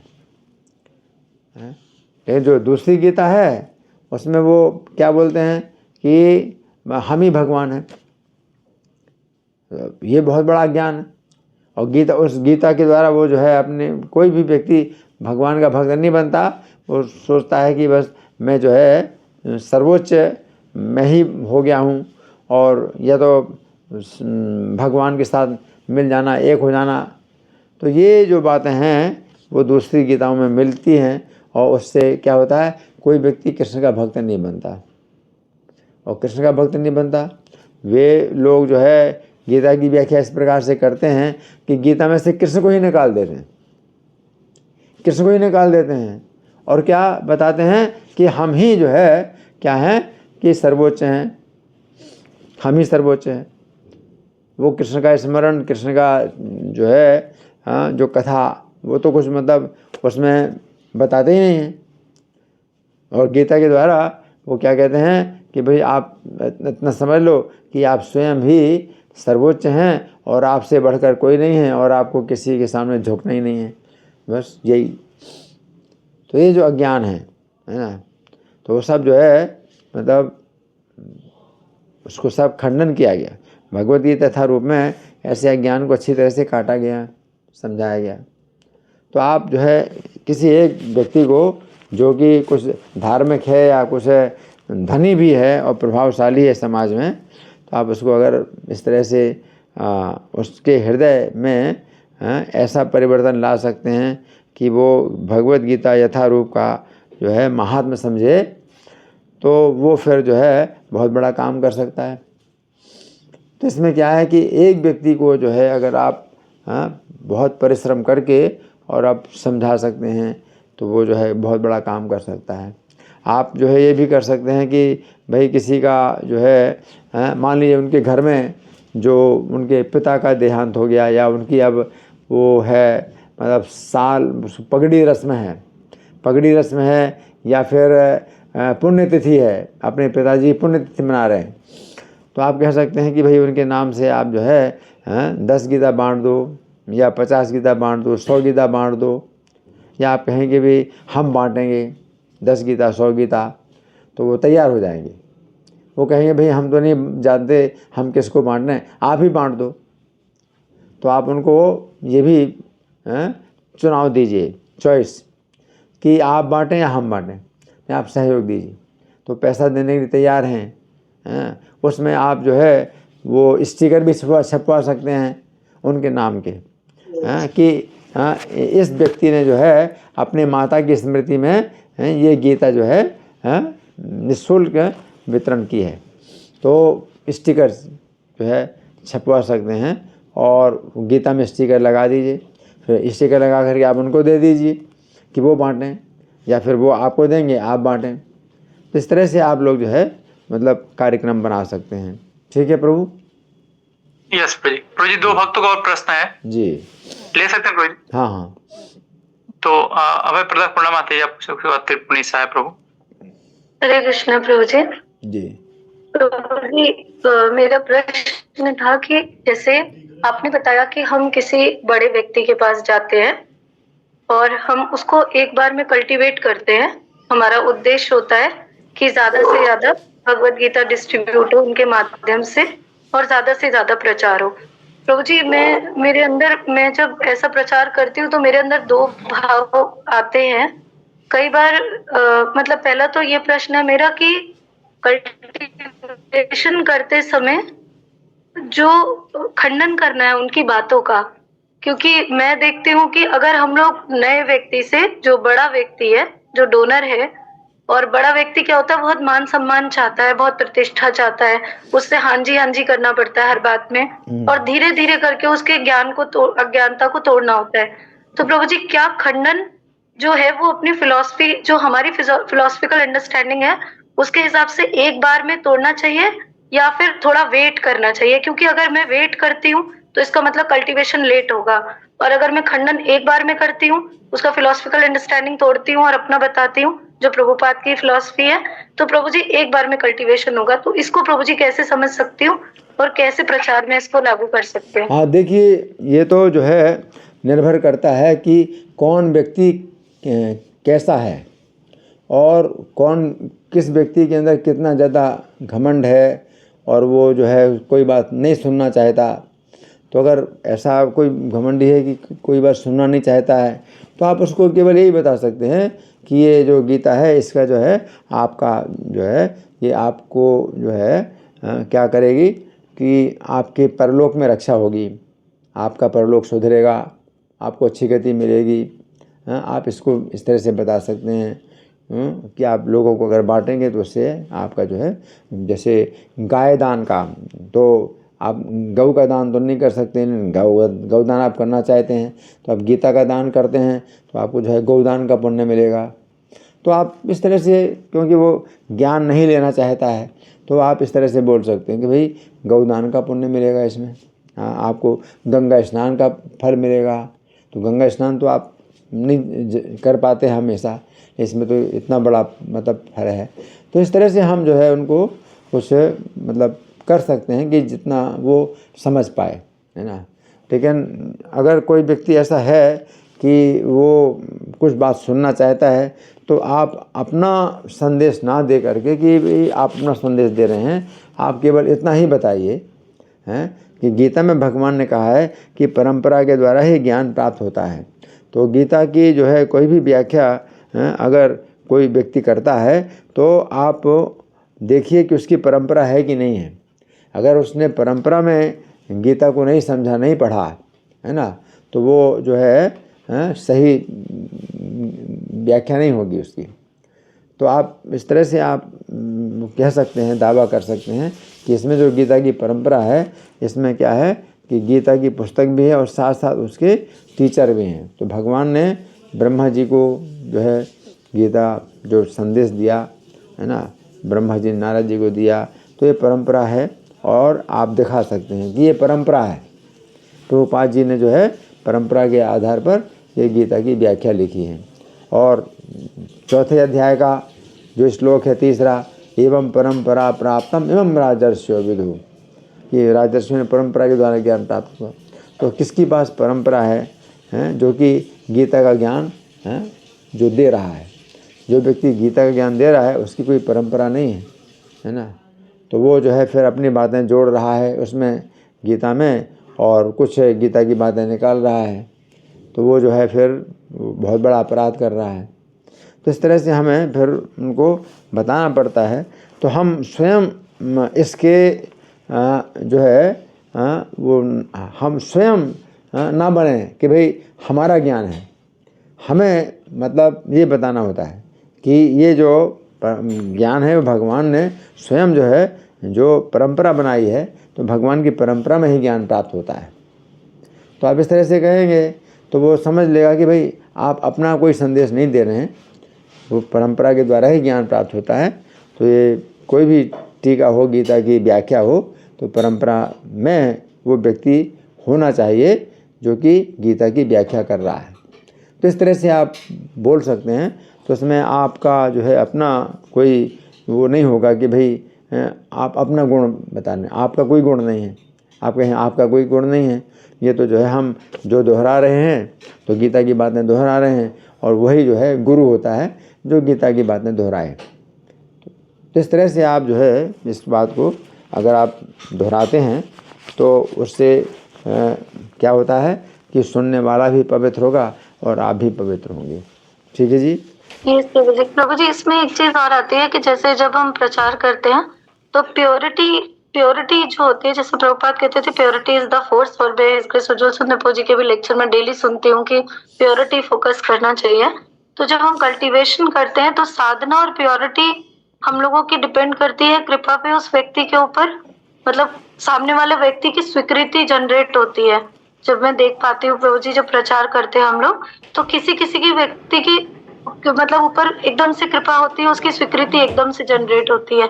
तो depend upon the our purity and हमारी साधना पे होती है, या प्रभु जी भगवान का कृपा होता है, और कैसे समझ सकते हैं इस चीज को कल्टीवेशन के ऊपर जब हम देखते हैं? देखिए ऐसा है कि purity is force, purity is the force. तो प्रभुपाद ने ये नारा दिया, purity is the force, Prabhupada ने नारा दिया। हमारे पास प्योरिटी नहीं है, हमारे पास प्योरिटी नहीं है तो यूनिटी इज़ द फोर्स। तो हमारा नारा क्या है? Unity is the force. तो प्रभुपाद ने जो है, प्रभुपाद के अंदर प्योरिटी थी तो अकेले वो जो है मतलब कर सकते थे इतना बड़ा कार्य, लेकिन हम लोग जो है प्योरिटी नहीं हमारे, तो प्रभुपाद ने हमारी यूनिटी बनाई, इसको कहते हैं संघ। तो संघे शक्ति कलयुगे, अब कलयुग में संघ में शक्ति है, प्योरिटी में शक्ति है, लेकिन प्योरिटी जब नहीं है तो फिर शक्ति कहाँ से आएगी? संघ से आएगी, है ना। तो इंटरनेशनल सोसाइटी, आप सोसाइटी में आप हैं तो सोसाइटी से आपको शक्ति आएगी। और सोसाइटी में क्या है, बड़े बड़े जो वैज्ञानिक लोग हैं और इसमें जो है मतलब प्रभावित हुए हैं और शिक्षित लोग हैं, तो आप ये बता सकते हैं कि ये जो इस्कॉन है ये बड़े बड़े शिक्षित लोगों की संस्था है, इसमें बड़े बड़े वैज्ञानिक लोग भी हैं, वो भी कार्य कर रहे हैं और इसका जो है इसको मान्यता मिल रही है। भगवत गीता की जो है इसमें जो प्रशंसा है उसमें आप उनको दिखाइए कि भाई कितने कितने बड़े बड़े जो है शिक्षा के जो अधिकारी हैं उन्होंने इसकी प्रशंसा की है। तो आप उनको जो है इस तरह से बता सकते हैं कि ये जो इस्कॉन जो सोसाइटी है तो ये कुछ ऐसी नहीं है कि भाई कुछ ऐसे चलते फिरते लोग हैं इसमें और कोई जिनका समाज में कोई स्थान नहीं है। समाज में जो बहुत ही सम्मानित लोग हैं वो इस्कॉन में मतलब हैं और वो जो है इसको जो है समझ रहे हैं और इसका सम्मान कर रहे हैं। तो इसे कहते हैं यूनिटी इज द फोर्स। तो आप जो है मतलब अगर उनको इस तरह से आप बताएंगे तो फिर वो इस बात को मानेंगे कि बड़े बड़े डॉक्टर हैं, प्रोफेसर हैं, साइंटिस्ट हैं, वो लोग भी जो है इसमें मतलब आ रहे हैं और इसको स्वीकार कर रहे हैं। गीता के जो सिद्धांत हैं उनको वो लोग भी स्वीकार कर रहे हैं, है ना। तो आप जब ये बताते हैं तो इससे आपकी जो है शक्ति बढ़ेगी। ठीक है माता जी, धन्यवाद प्रभु जी। तो पुनीत साहब प्रभु जी आप पूछ सकते हैं प्रश्न, माइक अनम्यूट कर लीजिए। धन्यवाद, प्रणाम प्रभु जी। मैं बड़ा सौभाग्यशाली हूँ जो आपके लेक्चर सुनने को मिला। और एक छोटा सा क्वेश्चन है, जैसे कि 10 अपराधों में यह है कि अश्रद्धालु को कृष्ण महिमा का वर्णन करना, तो क्या यही बुक डिस्ट्रीब्यूशन में भी होता है? कई बार ऐसा होता है श्रद्धालु को हम किसी न किसी तरह उनको बुक भगवत गीता जो है हम देने की कोशिश करते हैं और किसी न किसी तरह वो ले भी लेता है। तो ये अपराध तो नहीं होता प्रभु जी? ठीक है, आप श्रद्धालु को नहीं, आपका अच्छा प्रश्न है, डिस्ट्रीब्यूट करना अच्छा प्रश्न है। मैं आपको अभी इसमें जी आपका माइक म्यूट हो गया है, आपका माइक म्यूट हो गया है, अनम्यूट कर लीजिए। मेरा हरि बोल, मेरा प्रभु जी अरे जीता मित्र प्रभु जी का अभी अनम्यूट हो गया। अरे ठीक है, अब सुनो। आपका अच्छा प्रश्न है कि भगवान बताते हैं गीता में, भगवान बताते हैं अज्ञश्चा श्रद्धान से संशयात्मा विनश्यति, जिसके अंदर श्रद्धा नहीं है, अज्ञानी है, वो विनष्ट हो जाता है। तो और श्रद्धावान लभते ज्ञानम, जो श्रद्धावान होता है उसको ज्ञान प्राप्त होता है। तो श्रद्धा की तो आवश्यकता है, ये तो ज़रूरी है कि श्रद्धा की आवश्यकता है। लेकिन पहला तो हरिनाम, एक तो हरिनाम का प्रचार होता है। तो हरिनाम में जो नवा अपराध बताया गया है वो बताया गया अश्रद्धालु को हरिनाम की महिमा का उपदेश करना। तो हरिनाम का उपदेश आप करिए। किसी अंदर श्रद्धा नहीं है तो आप उसको हरिनाम का उपदेश कीजिए, लेकिन हरिनाम की महिमा का उपदेश मत कीजिए। तो हरिनाम का उपदेश हम किस प्रकार करते हैं?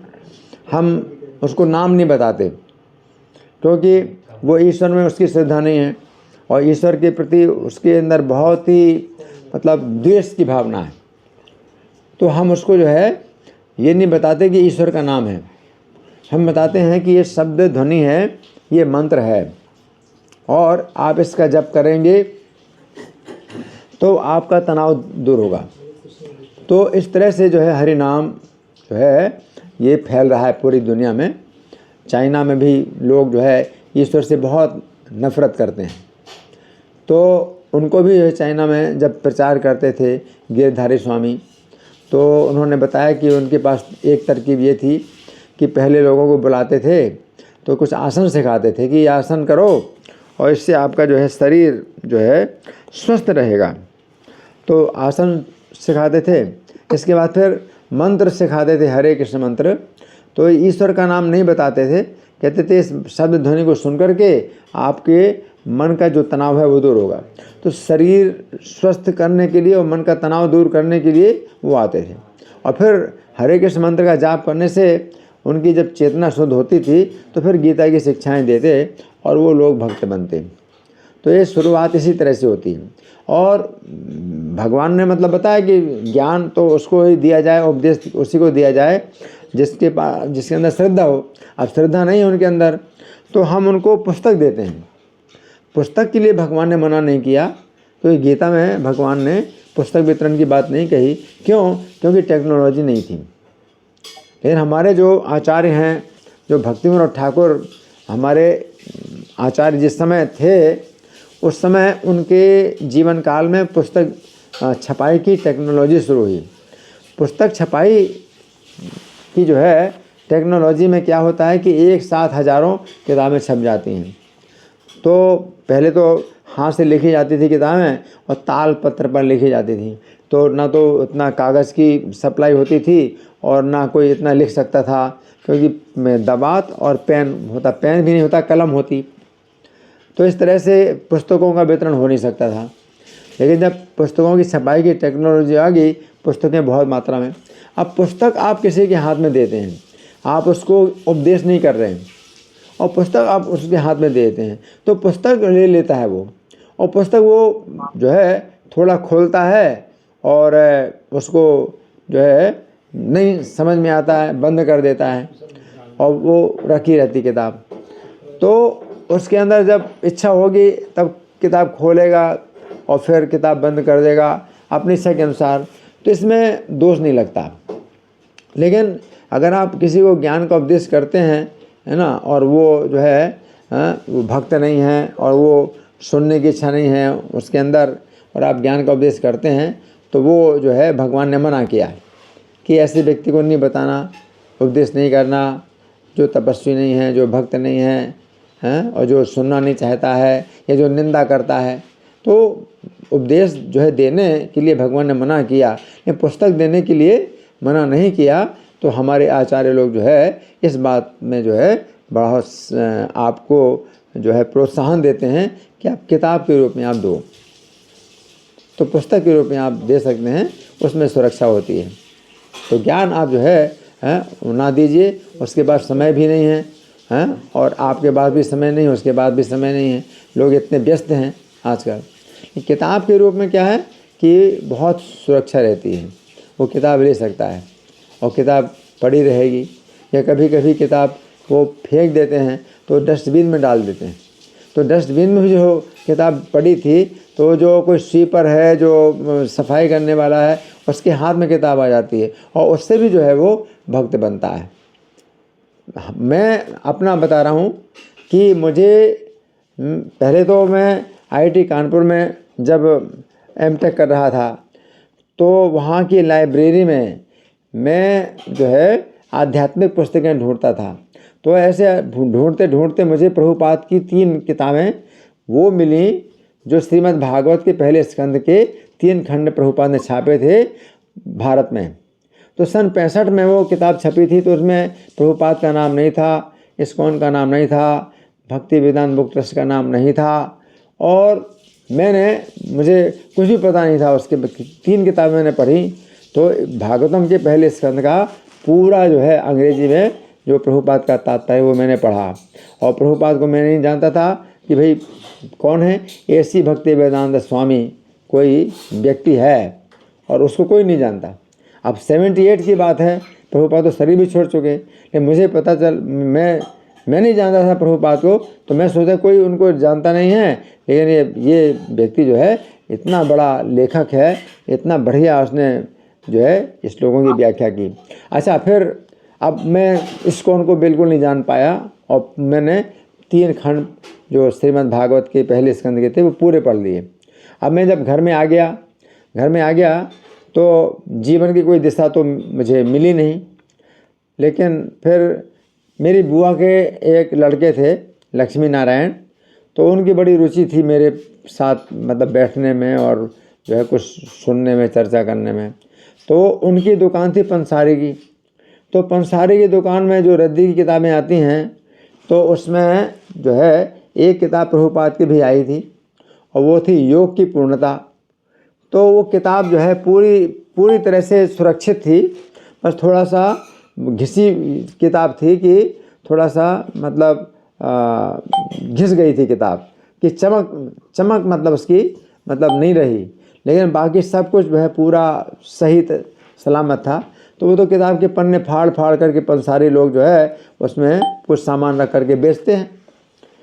तो वो पूरी किताब योग की पूर्णता वो मेरे पास लाया, और उसको जब मैंने पढ़ा तो उसमें मैंने देखा कि लेखक का नाम क्या है, कृष्ण कृपा श्री मूर्ति ऐसी भक्ति वेदांत स्वामी प्रभुपाद। अब मैंने सोचा कि ऐसी भक्ति वेदांत स्वामी को तो मैं जानता हूँ, लेकिन यहाँ पर तो इसमें तो कृष्ण कृपा श्री मूर्ति भी लिखा हुआ है और बाद में प्रभुपाद लिखा हुआ है। तो मैंने कहा कि वही होना चाहिए जो ऐसी भक्ति वेदांत स्वामी की मैंने किताब पढ़ी। फिर नीचे लिखा संस्थापक आचार्य अंतर्राष्ट्रीय श्री कृष्ण भावनामृत संघ। मैंने कहा अरे ये तो जो है पूरी दुनिया में इन्होंने जो है ये अंतर्राष्ट्रीय कृष्ण भावनामृत संघ की संस्थापना कर दी। तो मैंने कहा ये तो बहुत बड़े व्यक्ति हैं, मैं तो सोचा कि इनको कोई नहीं जानता लेकिन मैं इनको नहीं जानता था। तो फिर बाद में जब किताब के पीछे मैंने गत्ते में देखा इनका चित्र, तो देखा कि तो वृद्ध हैं। मैंने कहा अरे मैं तो समझा कि ये तो जवान कोई लड़का होगा, ये तो वृद्ध हैं। फिर लेखक परिचय जब पढ़ा तो उसमें पता चला कि 77 में तो शरीर भी छोड़ चुके हैं। मैंने कहा अरे ये तो शरीर भी छोड़ चुके हैं, और 78 की बात है, 78 में मैंने किताबें पढ़ी। तो इस तरह से जो है मुझे फिर जब और दिशा मिली, फिर किताब में मैंने देखा कि मुफ्त सूची पत्र के लिए लिखे हैं, तो Bhakti Vedanta Book Trust Juhu Bombay address लिखा था, और पुस्तकों की सूची भी उसमें पुस्तकों के नाम थे। तो मैंने कहा चलो ये तो अच्छा तरीका है कि मुफ्त में सूची पत्र आ जाएगा। तो मैंने एक पोस्ट कार्ड भेज दिया कि हमें मुफ्त में सूची पत्र भेज दीजिए। तो वो जो है बड़ी जल्दी मेरे पास एक बुकलेट आ गई अंग्रेजी में, और हर किताब का नाम लिखा था, किताब का चित्र था, और उसकी विषय वस्तु थी और कीमत लिखी थी। तो मैंने 5 रुपये का मनी ऑर्डर भेजा, और मैंने 3 किताबें मंगाई हैं। एक तो थी कृष्ण की ओर 2 रुपये की, और दूसरी थी रसराज श्री कृष्ण 1 रुपये की, और एक थी जन्म मृत्यु से परे 2 रुपये की। 5 रुपये का मनी ऑर्डर भेजा, हमें 3 किताबें चाहिए। तो बड़ी जल्दी 3 किताबें आ गई मेरे पास। तो इस तरह से हम जो है मतलब किताबें मंगाते थे। तो कभी 5 रुपये भेजा, कभी 10 रुपये भेजा, और मैं किताबें मंगाता रहा। तो मेरे कहने का मतलब ये है कि जो किताब जो है रद्दी में आई थी, एक किताब रद्दी में आई थी वो किताब मुझे मिली हैं, उसी किताब से मैं गद्दी में आ गया। रद्दी जो किताब रद्दी में मिली थी उसी किताब ने मुझे गद्दी में बैठा दिया। ठीक है। तो मतलब कहना कि किताब जो है मतलब किसके हाथ में आई और किससे के हाथ से फिर कहाँ पर आई, और फिर वहाँ पर आई पंसारी की दुकान में आई, रद्दी की किताब में आई, वहाँ से जो है मेरे पास आई और मैं फिर गद्दी में बैठ गया, है ना। हरि बोल। हरि बोल। तो इस तरह से है कि भाई किताब का वितरण जो है मतलब होता है, तो हम नहीं जानते कि कहाँ किसके पास आएगी और किसके पास से किसके पास जाएगी और कहाँ से कहाँ जाएगी और उसकी कैसी यात्रा होती है। ठीक है जी प्रभु जी, बहुत बहुत धन्यवाद प्रभु जी, आपका बहुत बहुत धन्यवाद। हरे कृष्णा। तो हम बहुत धन्यवाद करते हैं प्रभु जी का, अपने हृदय की गहराइयों से हिज ग्रेस जीतामित प्रभु जी का वो कोटि कोटि प्रणाम और हार्दिक धन्यवाद अर्पित करते हैं। तो आज का पुस्तक वितरण का जो प्रवचन था, वो पुस्तक वितरण को जीवन का मिशन कैसे बनाया जाए, इस पर एक नया दिशा प्रभु जी ने एक आध्यात्मिक रूप से हम लोगों को मार्गदर्शन दिए। और प्रभु जी ने बड़े ही हृदय की गहराइयों से बताया कि पुस्तक वितरण केवल एक ये कार्य नहीं, एक करुणा की क्रांति है और एक व्यक्ति का कार्य हो सकता है, लेकिन कहने का मतलब है किसी प्रकार से पुस्तक लोगों को पास पहुंचनी चाहिए। नई नई विधियां, जैसे प्रभुपाद लीलामृत से प्रभु जी ने पढ़ के सुनाया कि नई नई विधियां भी, आइडिया हो या माध्यम हो या बल्क डिस्ट्रीब्यूशन हो, हमें खोजते रहना चाहिए। चाहे वो बर्थडे हो, एनिवर्सरी हो, फेस्टिवल हो, क्रिसमस मैराथन हो, इसी तिथियों को भगवान की सेवा में बदलना चाहिए। तो और प्रभु जी ने बताया कि हम लोग कैसे, एक तो मंदिर के अंदर भी विस्तरण करना चाहिए। तो हमारे मंदिर में तो लोग नहीं आते, केवल संडे को आते हैं, लेकिन हम लोगों को सबको मंदिर के बाहर ज्यादा से ज्यादा निकलना चाहिए और हम लोगों को पहुंचना ही, लोगों के पास पहुंचना और पुस्तक देना, ये वास्तविक दया है। तो प्रभु जी ने बड़ी ही मार्मिक रूप से हम लोगों का स्मरण किया है कि आज संसार में प्रभु जी ने जैसे बताया कि जन्म मरण के चक्र में लोग दुखी हैं और पुस्तक ही वो एक औषधि है, एक दवाई है जो अज्ञान के रोग का उपचार करती है।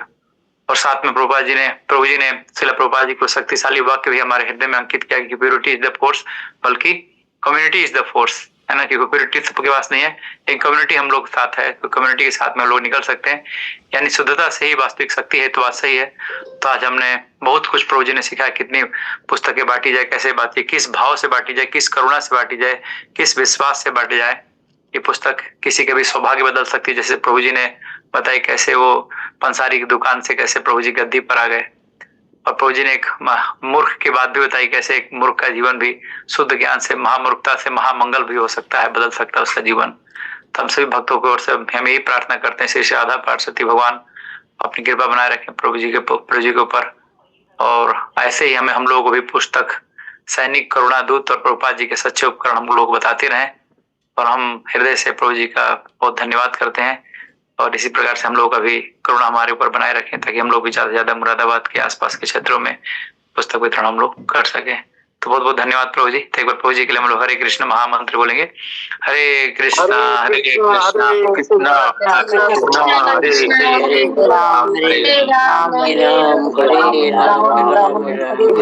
गीतामित प्रभु जी की जय। हरे कृष्ण हरे कृष्ण। हरे कृष्ण।